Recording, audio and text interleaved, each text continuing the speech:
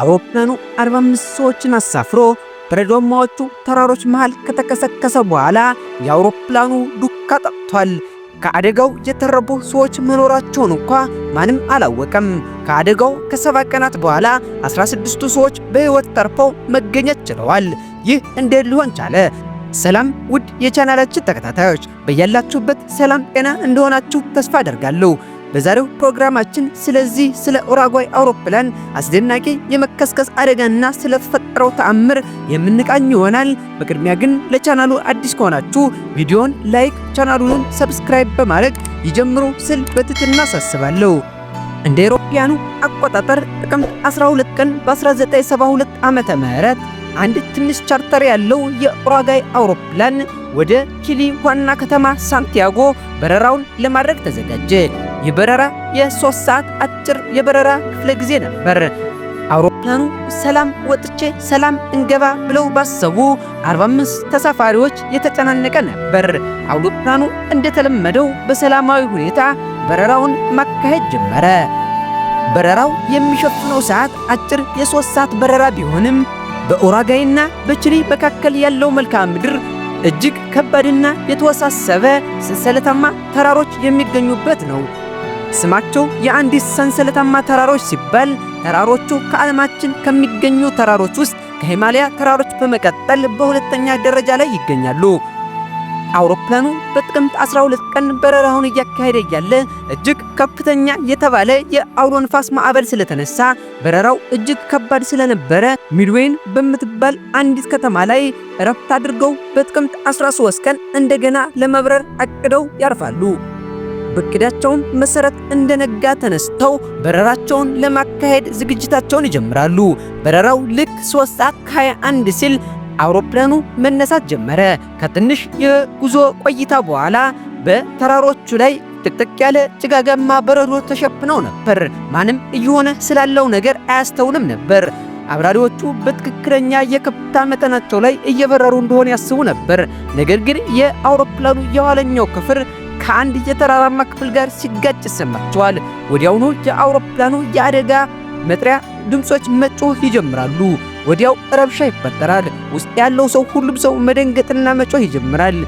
አብራሪዎቹ ሁሉን ነገር ለማስተካከል እንደገና ከፍታቸውን ለመያዝ አውሮፕላኑን ወደ ላይ ለማንሳት ይሞክራሉ።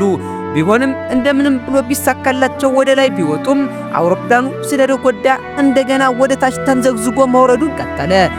እጅግ በሚያሳዝን ሁኔታ ይህ አውሮፕላን 45 ሰዎችን እንዳሳፈረ በ3570 ሜትር ከፍታ ላይ ተከስክሶ ወደቀ። ይህ እንደተፈጠረ ወዲያውኑ ከአውሮፕላን መቆጣጠሪያ ጣቢያዎች ጋር ያላቸው ራዳር ወዲያውኑ ጠፋ። የት እንደደረሱና ምን እንደተከሰተባቸው ማንም ሊያውቅና ሊረዳ አልቻለም። እጅግ የሚገርመው ነገር ግን በዚህ መሃል ከ45ቱ ተሳፋሪዎች መካከል 33ቱ በሕይወት የነበሩ መሆናቸው ነው። ፈጣሪም ጥሎ አይጥልም እንዲል ያገሬ ባህል። ከነዚህ 33 ተጓዦች መካከል ሁለቱ ምንም አይነት ፍጹም ጉዳት ያልደረሰባቸው ሰዎች ነበሩ። እነዚህም ሰዎች የሕክምና ተማሪ ስለነበሩ አንደኛው የ19 ዓመቱ ኤርቶ ካኒሳ ይባላል። ሁለተኛው ጉስታቮ ፒርኖዜ ይባላል። የ20 ዓመት ወጣት ነው። እነዚህ ሰዎች ወዲያውኑ አደጋው እንደደረሰ ምንም አይነት ጉዳት ስላልደረሰባቸው ከአደጋው የተረፉትን ሰዎችና ጉዳት የደረሰባቸውን ሰዎች ለማዳንና ለመታደግ የተቻላቸውን ጥረት በሙሉ ማድረግ ጀመሩ። አደጋው እንደተከሰተ የኡራጓይ አየር መንገድ 2 የፈላጊ አውሮፕላኖችን አሰማራ። ነገር ግን ምንም አይነት ዱካ ሊገኝ አልቻለም። በማግስቱ በኦክቶበር 14 ቀን 11 ቡድኖች ያለው የአውሮፕላን የፍለጋ ቡድን ከተለያዩ ሀገራት ተዋቅሮ ፍለጋውን ጀመረ። በዚህ ላይ የፍለጋ ስራውን እጅግ ከባድ ያደረገው የተከሰከሱበት ቦታ በረዷማ መሆኑ ነው። የአውሮፕላኑ ቀለም ነጭ ስለሆነ ከበረዶ ጋር ተጣምሮ ምንም አይነት እይታ ሊፈጥር አይችልም። በዛ የተረፉት ሰዎች ግን አዳኝ አውሮፕላኖች በበላያቸው ሲያልፉ ለማመልከት ብለው የተለያዩ ቅርጾችን እንደ መስቀል ያሉ ሸፖችን በተራረፉ በተወዳደቁ ሻንጣዎች እየሰሩ እጃቸውን እያወዛወዙ ለመጥራት ቢሞክሩ ማንም አስተውሎ ሊያያቸው አልቻለም። ከአደጋው ከደረሰ ከአንድ ቀን በኋላ 5 ተሳፋሪዎች ሕይወታቸውን አጥተዋል።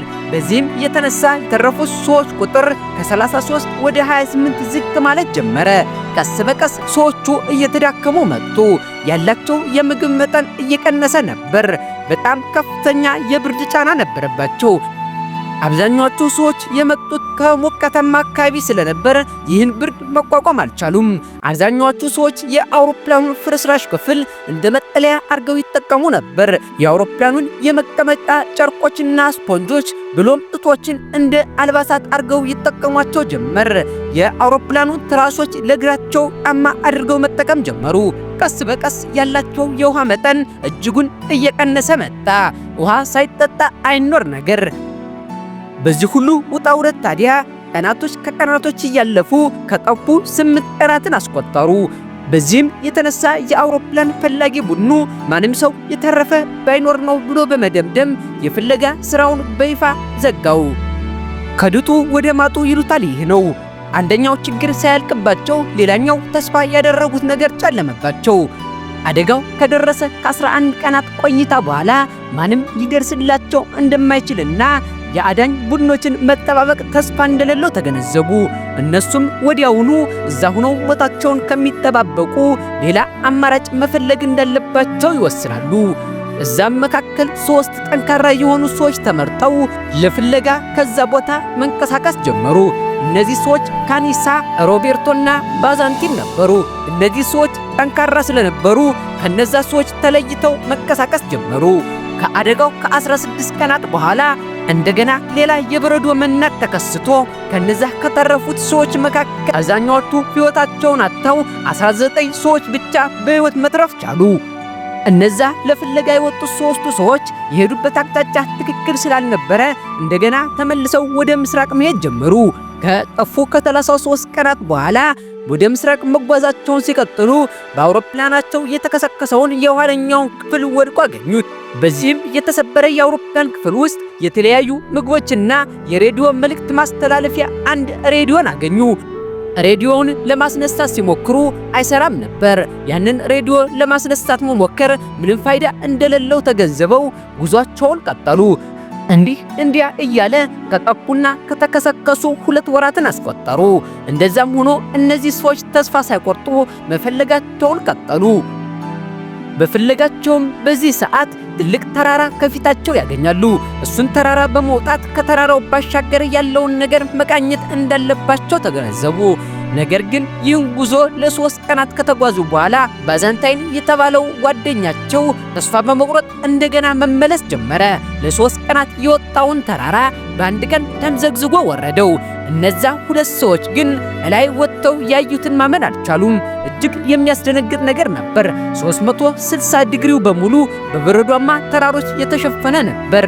እነሱም ተስፋ ቆርጠው ለመመለስ እያቀዱ በነበረበት ጊዜ ወደ አንድ ሸለቋማ አካባቢ አይናቸው ይወረወራል። በዚህ ሸለቋማ አካባቢ የወንዞች ድምፅ ይፈሳል፣ ወንዞችም ይታያሉ። በእርግጥ ልክ ነበሩ እነሱ። በዛም ቦታ መሄድ ነበረባቸው። ለ9 ቀናት ጉዞ ካደረጉ በኋላ እዛ ወንዛማ አካባቢ ደረሱ። እዛን ወንዝ ላይ እንደደረሱ አይናቸው ያየውን ነገር ማመን አልቻሉም። ከ2 ወራት በፊት ያዩአቸውን ከተሳፋሪዎቹ ውጭ የሆኑ ሰዎችን በአይናቸው ማየት ቻሉ። ሮቤርቶና ካኒሳ ደስታቸውን መቆጣጠር አልቻሉም። ሮቤርቶ ድምፁን ጮህ አድርጎ ለመጥራት ሞከረ፣ ነገር ግን ማንም ሊሰማው አልቻለም። ምክንያቱም የውሃው ጩኸት ከፍተኛ ስለነበር። እዛ ማዶ ላይ ሲንቀሳቀሱ የነበሩት ገበሬዎች መካከል አንዱ እነሱን አይቶ እሱም መጣራት ጀመረ። በነጋታው እነዚህ ሰዎች ለማግኘት መጣ። ሮቤርቶም በደብዳቤ ጽፎ እነሱ ከ2 ወራት በፊት በአውሮፕላን አደጋ ጠፍተው እንደነበርና በከፍተኛ የጉዞ ድካም ወደዚህ አካባቢ እንደመጡ ገለጹለት። እነዛም ሰዎች የተፈጠረውን ነገር ያውቁ ስለነበረ ለጦር ሰራዊት አዛዦቻቸው ሂደው ተናገሩ። እነዛም ገበሬዎች ሮቤርቶና ካኒሳን በበቅሏቸው ጭነው ወደ እነዚህ የጦር መንደር አመጧቸው። የጦር ጀነራሎቹም ሮቤርቶና ካኒሳን በመጠየቅ የተቀሩትን የተረፉትን ሰዎች ለማዳን 2 ሄሊኮፕተሮችን በታህሳስ 22 ቀን በ1972 ዓመተ ምህረት ወደ እነዛ አኒሳ ተራሮች መካከል ላኳቸው። እጅግ የሚገርም ነው። ከአደጋው ከ7 ቀናት በኋላ 16 በሕይወት የተረፉ ሰዎች ነበሩ። እጅግ ለማመን የሚከብድ ታሪክ ነው። ውድ የፕሮግራሜ ተከታታዮች ፕሮግራማችን እንደተመቻችሁ ተስፋ አደርጋለሁ። አዳዲስ ቪዲዮዎችን እየሰራሁ እንዲለቅም እኔም እንደበረታታ ቪዲዮን ላይክ እና ቻናሉን ሰብስክራይብ ማድረግ አይረሳ። ስለተከታተላችሁኝ አመሰግናለሁ።